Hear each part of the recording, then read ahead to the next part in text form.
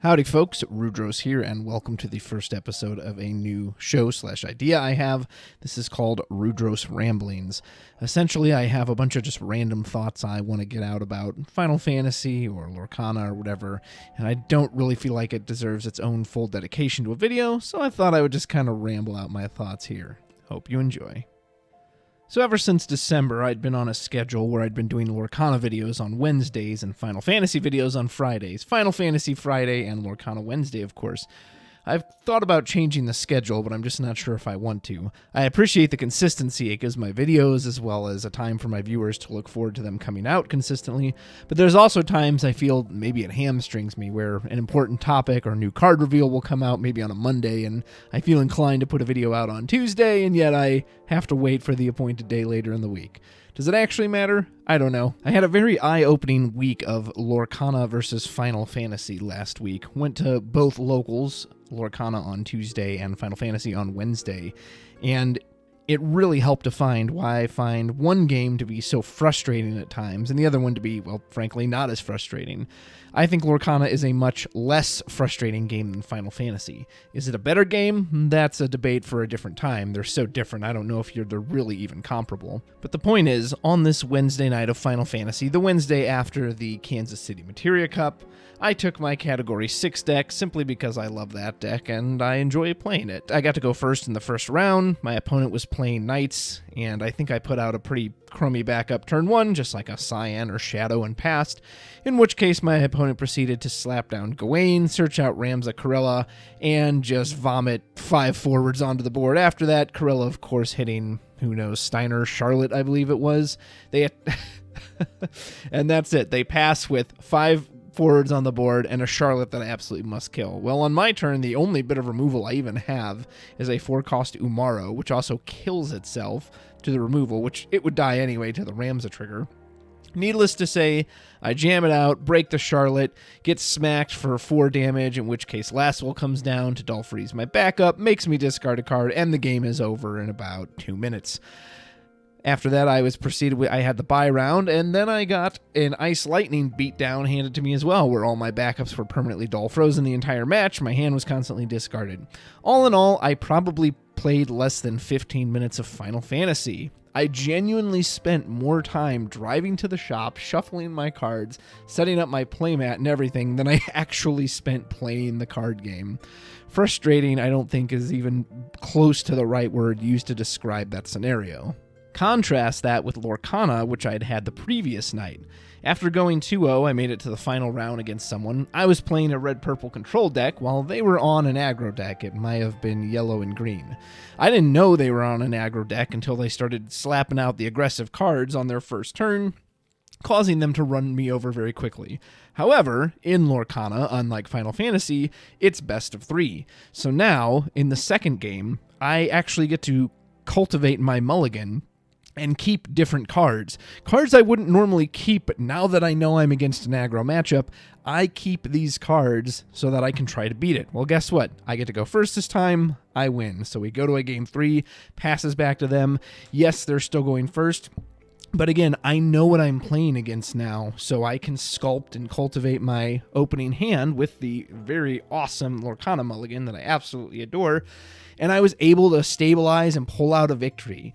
It felt amazing. It felt like my expression of skill actually mattered, unlike in those Final Fantasy matches. And I think a big part of that is simply best of 1 versus best of 3. My buddy Ghoul experienced this at the Kansas City Materia Cup too, when he was simply blasted out of the sky with a Rufus Ruggagine turn 1, essentially never getting to even do anything because his hand was assaulted before he even got to take a turn. And with that best of 3, you can regroup, understand what you're going against, and even in a game like Lorcana, which doesn't have a sideboard, still adjust your plan and use your skill and knowledge to try to come up with a way to beat it. You're still going to need some luck, of course. You'll need to draw the right cards. But it was just so much more satisfying to feel like I got to use my brain and actually play the game that I came to play versus the Final Fantasy beatdown, which was just over like that. A similar thing happened at the Kansas City Materia Cup, where I was in a Knight's Mirror match, and my opponent not only did the Gawain, Ramza, Corella play, they also hit Lastwell, dull freezing my backups, ripping cards out of my hands, and the game was just over in about 3 minutes. Had I not made Top Cut, I certainly would have been reflecting on that, like, why did I drive this far just to lose so quickly and so thoroughly, being dominated?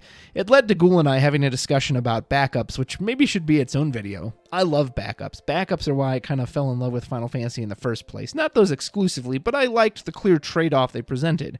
You could go aggressive and try to kill your opponent in back then what was probably more like 5 to 7 turns, or you could take the time to set up these resources, which meant later in the game you would have that much more to work with. It was a very obvious risk versus reward strategy that the payoffs were clear and apparent for both ways. Something I used to really enjoy. But now, Ice has kind of flipped into this weird place. Ice used to be so weak because it only targeted forwards, but now a lot of their stuff targets characters.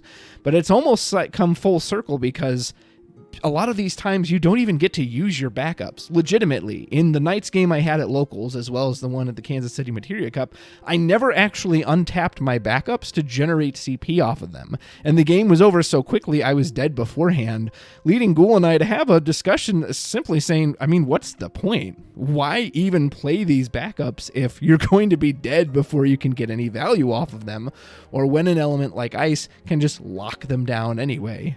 What is the point, indeed?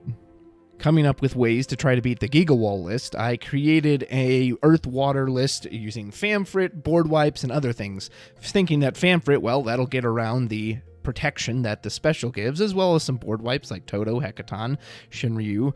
Tested it against my friend Dalton running the Gigawall list and was promptly shut down 3 games in a row. I don't believe I dealt him even a single point of damage.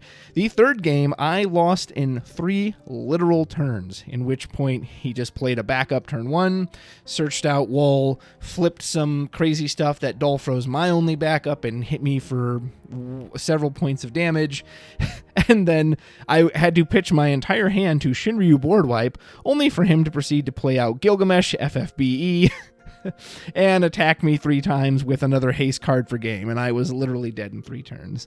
Not that the literal turns actually matter. It's like playing a wind deck and you haven't dealt it any damage by turn 3 or 4 and they're completely set up. The game is actually over at that point. Oh, sure, it won't officially end until you're about turn 10 or 12 or 15, whenever they decide to finish you off, but for all intents and purposes, yeah, the game's over. They're set up, they've got the resources, you're not winning. It's not very enjoyable. In the past, I would have been angry by such a beatdown, but for the first time in my FF career, I honestly just felt indifference. Indifference for what the game has currently become. Aggro deserves its own entire video because I do think there's a toxicity of aggro in Final Fantasy, but I'm also not really sure how it's supposed to exist in a game that doesn't have a mana curve and allows you to put out as much CP and card pressure as you're able to pay for. That deserves its own full video. But I do know this. I just don't enjoy this style of gameplay. I want to travel to a game shop, put my cards out, and actually get a chance to make back and forth decisions with my opponent. I do not want to get stomped and beaten to the floor in under 3 minutes. That's not the FF I fell in love with. If you're interested in some Final Fantasy action, make sure you check out the Red Lantern Superman channel, as they posted 3 of the top matches from the Gold Coast Materia Cup in Australia. It's a shame they aren't doing streams anymore, but after the harassment and entire nonsense that blew up out of the last one, I can't say that I blame them. A shame, though. I really enjoyed casting with them. But if you wanted to see those matches, you can check them out on his channel. I know there's been a cry from some for some new player content, and I have had a detailed stack video I'd like to put out at some point, but unfortunately, with how heavy my work schedule has been lately, I simply don't have the time. Sometimes I struggle to get these videos out in time and make the weekly demands, so I am doing my best. I hope to get to them someday, but currently, no promises, unfortunately. Anyone played that Star Wars Unlimited game? I only got to test it out at Gen Con last year, but boy, was it fun. I would absolutely love to invest in it and play in it, given how just awesome the mechanics were, and I do like Star Wars. Not that I've been a fan of the more recent outings, but hey, I'm still a fan from back in the old days. Unfortunately, between FF and Lorcana, I just can't involve myself in a third trading card game. Neither my time nor the wallet has any kind of extent for that. What happened to the warp keyword? Seems like they forgot about that like a fart in the wind. Someone actually asked me at Kansas City if I ever bothered to warp Ramsden, which I said, no, of course not. I can't give them a 2-turn warning that this card's going to come in so they can prepare to try to get around it. Sadly, I just think that keyword's essentially going to be dead on arrival. It's too long in a game that, again, you can literally be dead in 2 or 3 turns nowadays. Unfortunately, it's just far too slow. That's going to do it for this episode of Rudrose Ramblings. I appreciate you watching, and until next time, take care.